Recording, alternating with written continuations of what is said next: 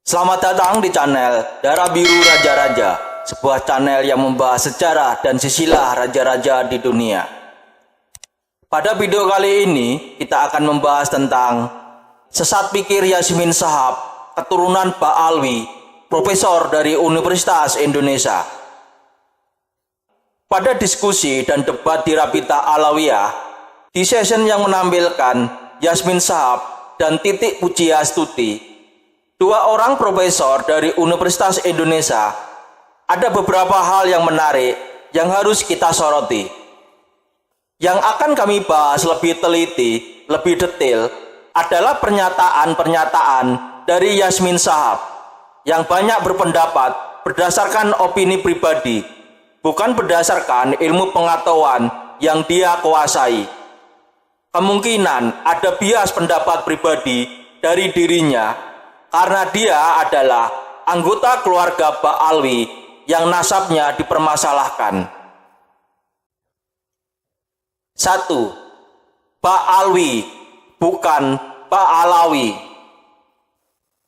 Dari uraian yang disampaikan oleh Yasmin Shahab dari awal video sampai akhir pemaparannya, dia konsisten menyebut nama keluarganya Ba'alwi, bukan Ba'alawi.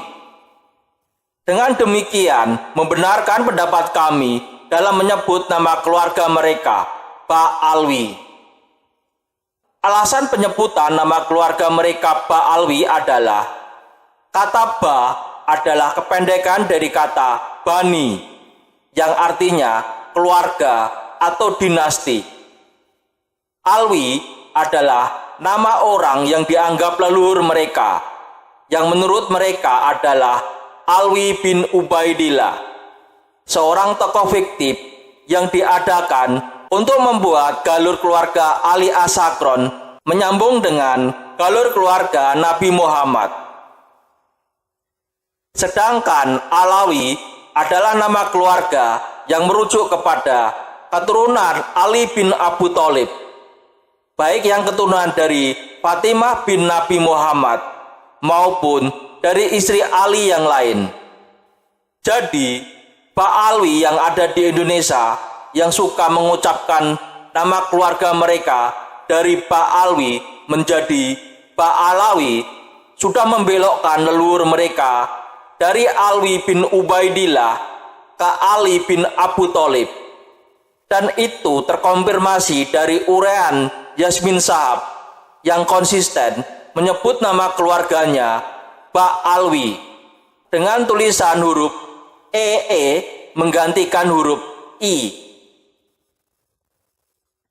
Berikut potongan video pertama dari Yasmin Shahab yang menyebut nama keluarganya Ba'alwi. Jadi kalau ada seorang Ba'alwi yang tingkah lakunya merupakan penyimpangan yang bukan dianggap sebagai tingkah laku ideal yang dinamakan Ba'alwi, dia tetap seorang Ba'alwi. Dia tidak pernah batal, dia tidak pernah batal. Jadi pada dirinya tetap dikatakan dia adalah Ba'alwi. Berikut potongan video kedua dari Yasmin Shahab yang menyebut nama keluarganya Ba'alwi.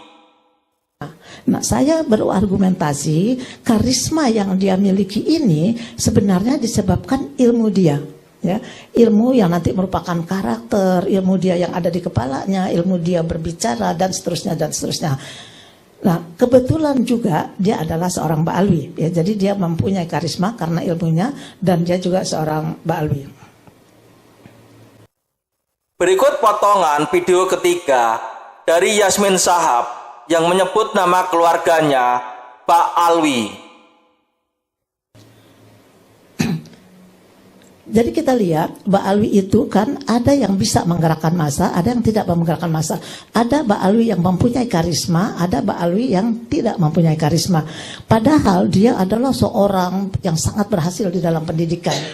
Padahal dia adalah seorang pejabat. Padahal dia adalah orang yang sangat kaya.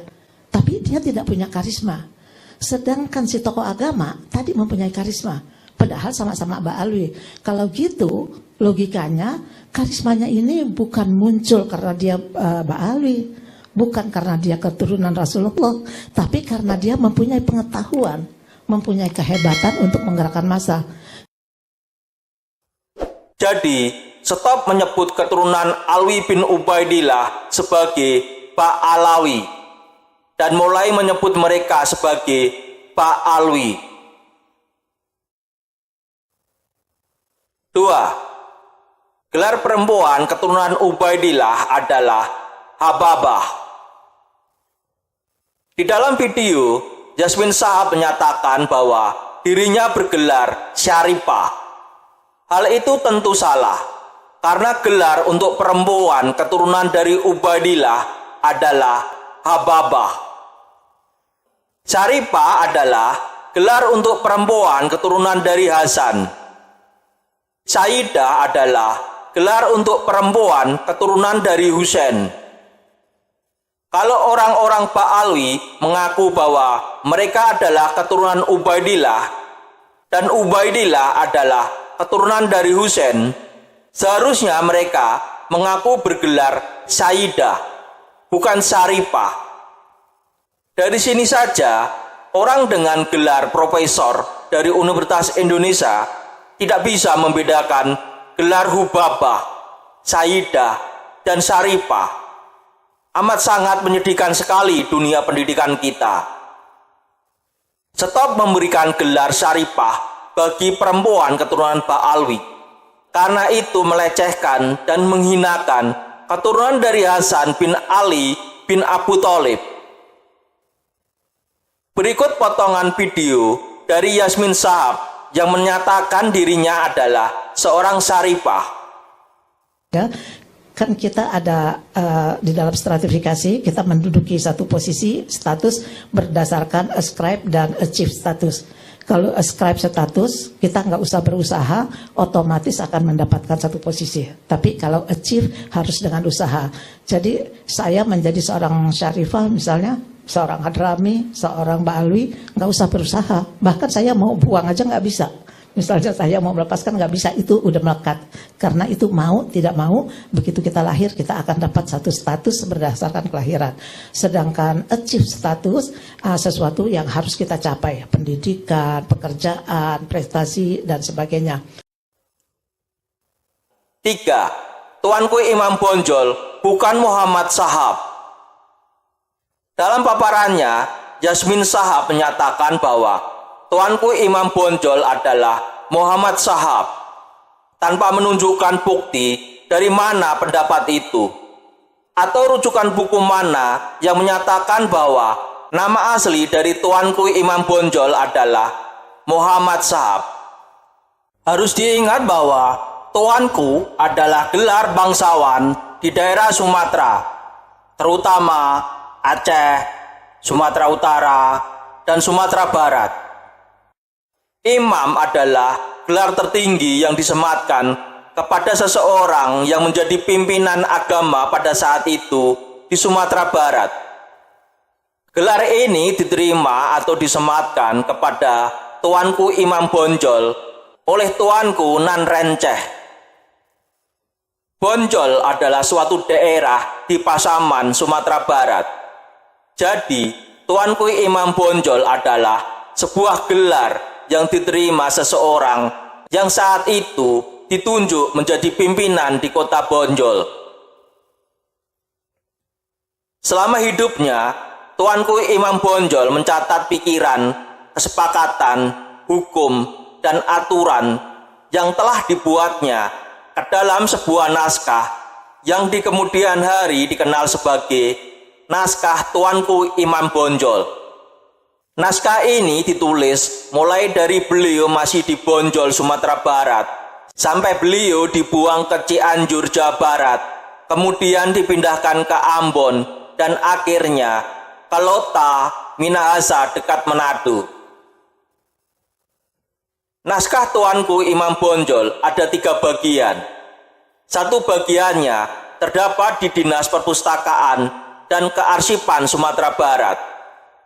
Sedangkan 2 bagian lagi tersimpan di Perpustakaan KITAF Universitas Leiden, Belanda. pada tanggal 3 sampai 9 Desember 2017, Dinas Perpustakaan dan Kearsipan Sumatera Barat berangkat ke Universitas Leiden, Belanda untuk bernegosiasi dengan Universitas Leiden dan pemerintah Belanda untuk mengembalikan naskah yang ada di Belanda untuk kembali ke Indonesia. Dari naskah yang ditulis oleh Tuanku Imam Bonjol, tidak ada satupun yang menceritakan bahwa nama beliau adalah Muhammad Shahab maupun keturunan Ba'alwi. Jadi, klaim bahwa Tuanku Imam Bonjol adalah Ba'alwi adalah pernyataan yang tidak berdasarkan fakta sejarah. Imam Bonjol adalah orang Minang asli dan terikat dengan budaya, adat istiadat, dan hukum adat dari tanah Minang. Dengan demikian, beliau terikat dengan hukum keluarga, nenek mama, dan sistem matriarki yang berlaku di tanah Minang.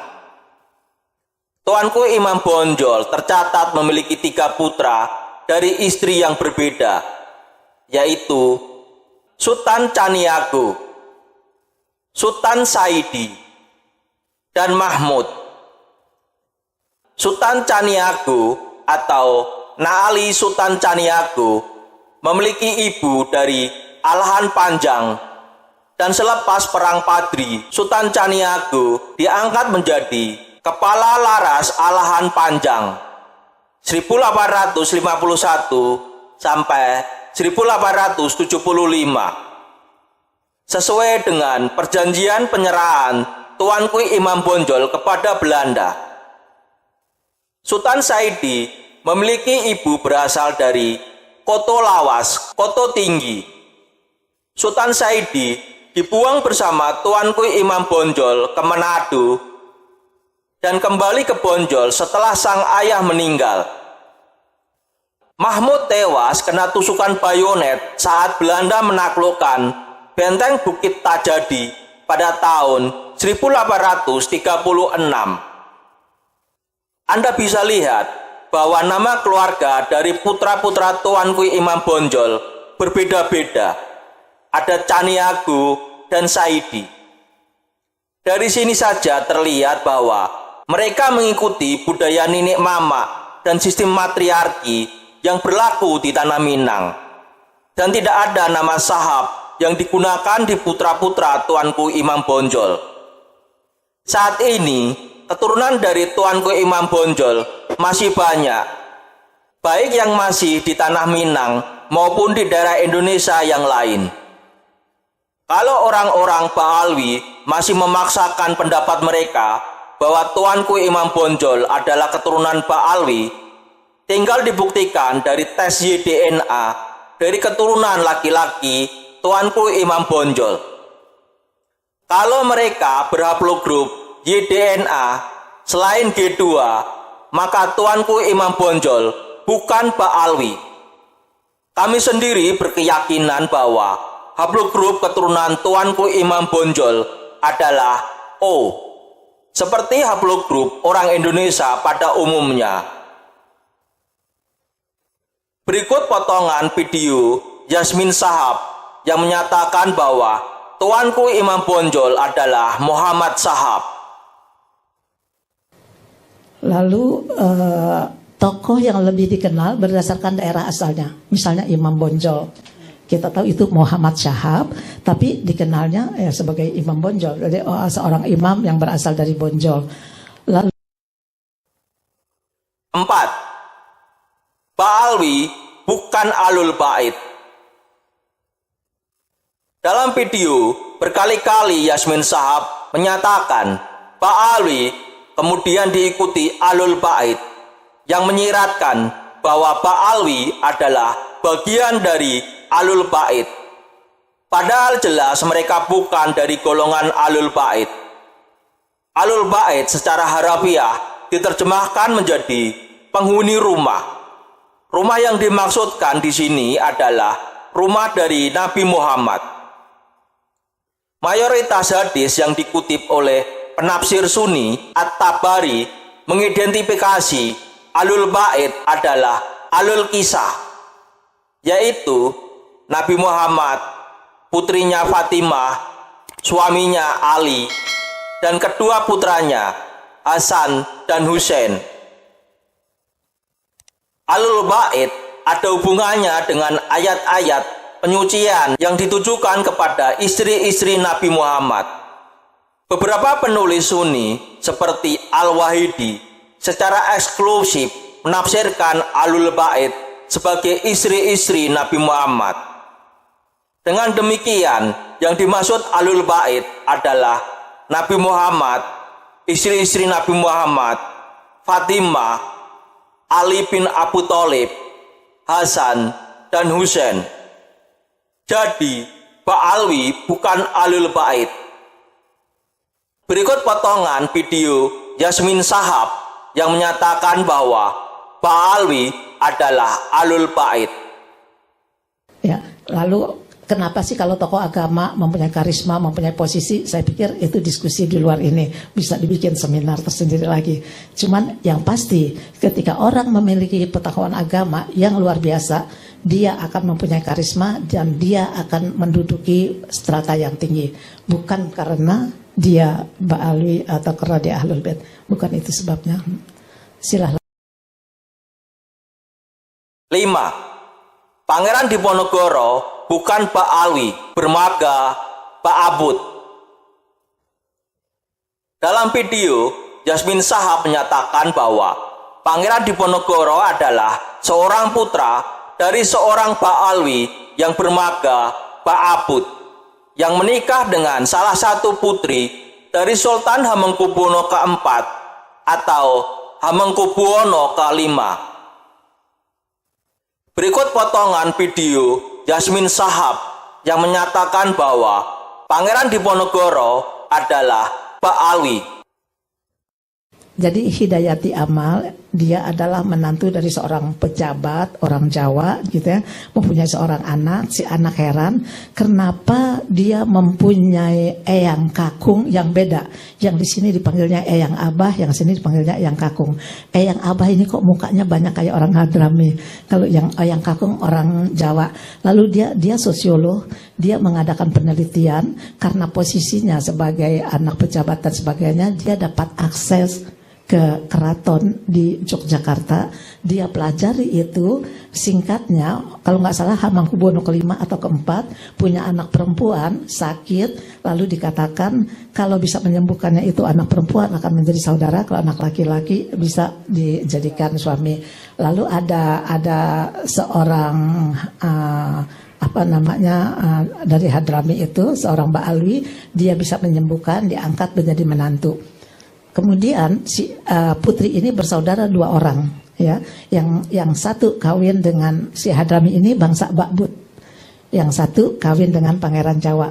Masing-masing punya anak laki-laki, masing-masing satu. Mereka menjadi sepupu. Nah, si Ba'bud ini ingin menjadi pemimpin Islam di seluruh tanah Jawa. Saya lupa gelarnya yang panjang itu.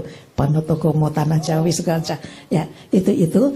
Kemudian dia selalu menampilkan dirinya sebagai orang Jawa. Kenapa? Karena kalau tidak dikejar-kejar Belanda. Dari tulisan dia dikatakan bahwa Pangeran Diponegoro itu sebenarnya bukan orang Jawa, tapi Pangeran Nagoro adalah seorang Ba'bud. Ba'bud itu salah satu klan di ini. Silakan yang terakhir. Nah, ada yang menarik ya, gambar Pangeran Diponegoro. Coba perhatikan. Di buku SD, zaman saya SD dulu, Pangeran Diponegoro tuh hidungnya mancung sekali. Tapi sekarang Pangeran Diponegoronya tuh lain mukanya. Mukanya udah, hidungnya udah pesek, udah bukan muka Hadrami. Nah, ini juga pertanyaan ini, kenapa kok gambarnya bisa berubah ya? Dari video tersebut terlihat bahwa Yasmin Shahab sama sekali tidak mengetahui tentang sejarah Indonesia, terutama sejarah Kesultanan Yogyakarta.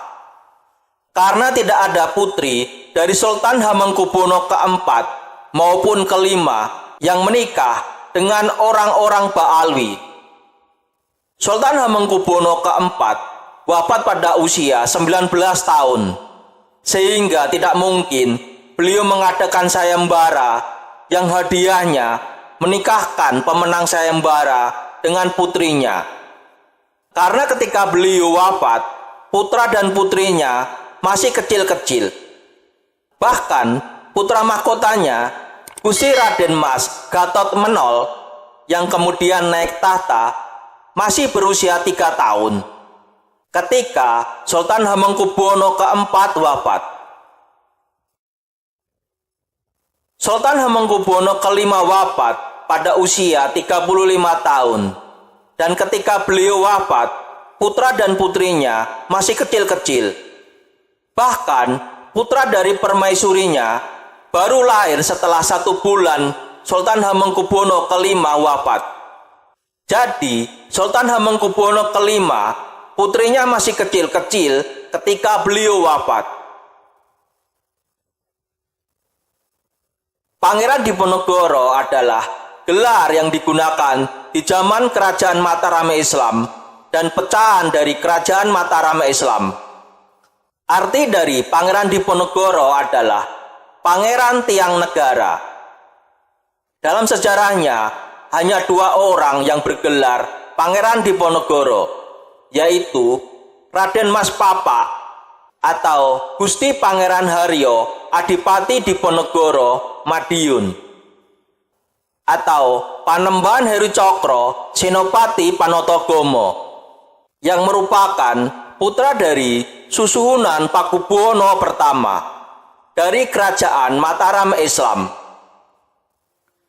Pangeran Diponegoro ini terlibat dalam Perang Suksesi Jawa kedua yang berlangsung antara tahun 1719 sampai tahun 1723.